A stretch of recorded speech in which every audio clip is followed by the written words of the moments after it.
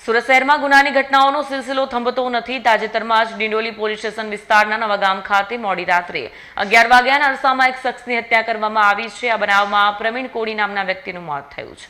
ડિંડોલી વિસ્તારમાં આવેલા નવાગામમાં મોડી રાત્રે 11 વાગ્યાના અરસામાં હત્યાનો બનાવ બન્યો છે। મળતી માહિતી મુજબ પ્રવીણ કોડી નામના 45 વર્ષીય વ્યક્તિની હત્યા કરવામાં આવી છે।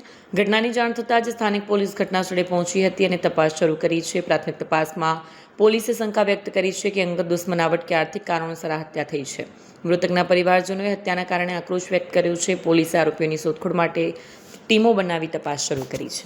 કેમેરામેન હકીમ શેખ સાથે વસીમ હાસમીનો રિપોર્ટ, આઝાદ ન્યૂઝ, સુરત।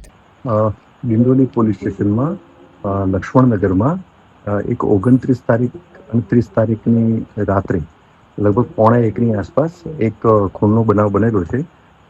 જેનું ખૂન થયેલું છે એનું નામ છે પ્રવીણ ઉર્ફે આંબો આધાર કોળી। એની ઉંમર વર્ષ આશરે 32 વર્ષની ઉંમર છે અને અહીંયા જ જયેશનગર અને જે ખૂન થયું એની નજીકમાં જયેશનગર વિસ્તારનો રહેવાસી છે અને આ જેનું મર્ડર થયું એના વિરુદ્ધમાં અગાઉ ગુસ્સી ટોક, આર્મ્સ એક્ટ, NDPS એક્ટ અને બીજા બોડી ઓફેન્સીસ દાખલ થયેલા છે અને આ મર્ડરની અત્યારે હાલ ઇન્ક્વેસ્ટ પંચનામું કરી અને ફરિયાદ લેવાની અત્યારે કાર્યવાહી ચાલુ છે। પ્રાથમિક તપાસમાં જે હકીકતો મળી આવેલ છે એમાં એવું જણાઈ આવેલ છે કે આ જેનું મર્ડર થયું છે એના મર્ડરમાં ભૂષણ પાટીલ અને બીજા 3 આરોપીઓ ઇન્વોલ્વ છે।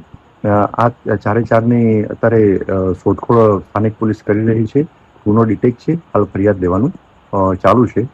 જે ખૂનમાં જે ઇન્વોલ્વ જે છે આરોપીઓ એ પૈકીના ભૂષણ પાટીલ જે છે એના વિરુદ્ધમાં અગાઉ પણ મર્ડર અને ખૂનની કોશિશના વિવિધ ગુનાઓ દાખલ થયેલ છે।